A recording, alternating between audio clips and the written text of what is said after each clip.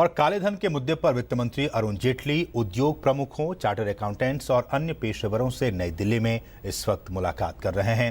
बैठक के दौरान वित्त मंत्री अरुण जेटली काले धन रखने वाले लोगों को टैक्स वापसी के लिए दिए गए 4 महीने की रियायत के बारे में संदेहों को दूर करेंगे। इस योजना की सफलता के लिए इनकम टैक्स डिपार्टमेंट ने 4 असरदार रणनीति बनाई है। और इस बैठक पर अधिक जानकारी के लिए हमारे साथ हमारे संवाददाता अरुण शर्मा इस वक्त मौजूद हैं।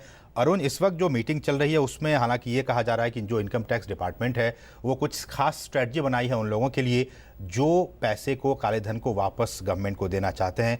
ऐसी कौन कौन सी खास स्ट्रेटजी है और इस बैठक का और क्या कुछ मकसद है? देखिए असीम, इस बैठक को समझने की कोशिश करें तो इसमें 2 बातें हैं। पहली बात ये कि यहाँ पे इंडस्ट्री के लीडर्स हैं, साथ ही साथ जो चार्टर्ड अकाउंटेंट्स हैं, उनके एसोसिएशन है, वो इस बैठक में शामिल हो चुके हैं। साथ ही साथ इसमें जय सिन्हा और वित्त मंत्री अरुण जेटली हैं।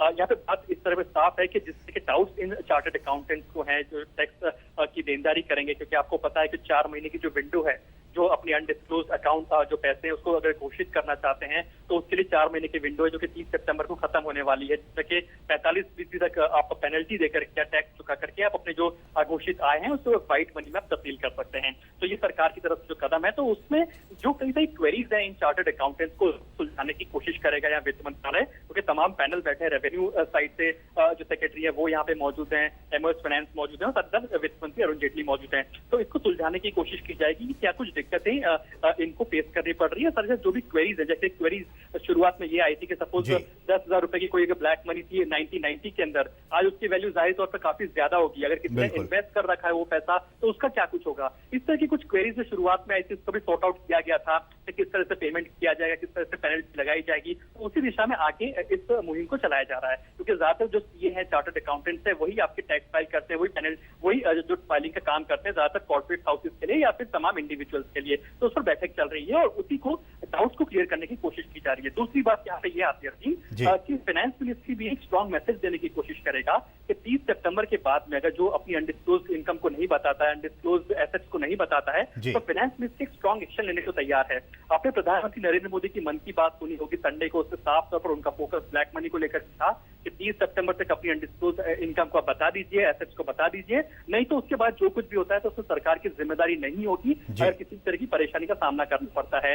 कल जो इंटरव्यू दिया प्रधानमंत्री नरेंद्र मोदी ने, उन्होंने भी साफ तौर पर इस बात को कहा कि आप ब्लैक मनी की जो ये कंप्लायंस विंडो है इसका फायदा उठाइए, उसको भर दीजिए, क्योंकि इसके बाद में हो सकता है आपके लिए मुश्किलें बढ़ जाएं। तो फाइनेंस मिनिस्ट्री भी एक रोड मैप बना रही है कि 30 सितंबर को जो स्ट्रॉन्ग मैसेज, जो स्ट्रॉन्ग एक्शन वो क्या कुछ ले सकती है, उसका भी एक रोड मैप यहाँ पे वो शायद ऑफ रिकॉर्ड ही रहेगा, लेकिन उस पर वर्कआउट चल रहा है इस समय पर। तो फिर सूत्रों की माने तो लगातार फाइनेंस मिनिस्ट्री भी इस चीज पे वर्कआउट कर रही है कि 30 सितंबर की जो विंडो को अगर वो लैप्स होते हैं उसके बाद में अगर आप अनडिस्क्लोज्ड इनकम को नहीं बताते हैं तो क्या स्ट्रॉन्ग मैसेजेस ले सकते हैं। इसको लेकर के भी फाइनेंस मिनिस्ट्री लगातार उस पर वर्कआउट कर रही है। तो कहने की बात है कि 2 मसले निकल करके आते हैं और इसी को लेकर के यहाँ पे आज वित्त मंत्रालय के अंदर यहाँ पे बैठक लगातार जारी है और उम्मीद की जा रही है कि लगभग आधे घंटे से लेकर के 45 मिनट तक की बैठक चल सकती है। इसमें तमाम मुद्दों पर चर्चा हो सकती है यहाँ पे। जी, बहुत बहुत शुक्रिया अरुण, इन तमाम ताज़ा अपडेट्स को विस्तार से हम तक पहुंचाने के लिए, समझाने के लिए।